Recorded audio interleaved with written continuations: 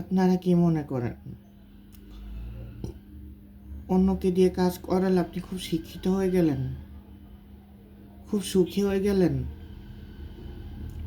আপনারা কি মনে করছেন 2টা ঘন্টা না না পড়ে আপনি আপনার বন্ধুকে পেয়ে গেলেন, মা বাবাকে পেয়ে গেলেন?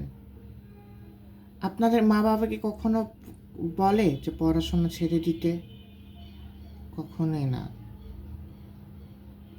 কখনোই না। অন্যকে দিয়ে কাজ করালে আপনারা নিজে ফাঁকিতে পড়বেন।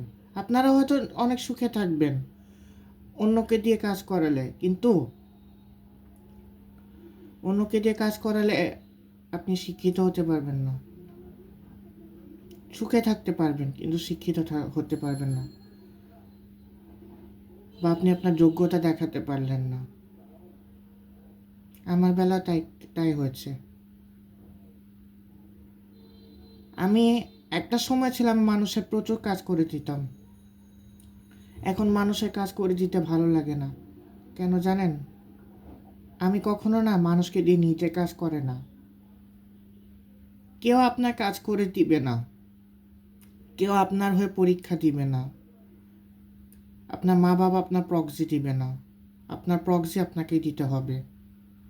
নিজে কাজ নিজে করেন, অন্যকে দিয়ে নিজে কাজ করেন না। জীবনে 2টা ঘন্টা আপনি নিজেকে সময় দেন, নিজের জ্ঞানকে সময় দেন।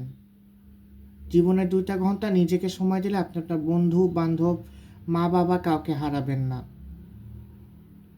আমি একটা সময় এমন ছিলাম। আমিও একটা সময় মা বাবা বন্ধু বান্ধব এসব জিনিসকে আমি হারাতে খুব ভয় পেতাম, কিন্তু আমি কখনো অন্যকে দিয়ে কাজ করে না। ওই যে proxy matters. Thank you so much.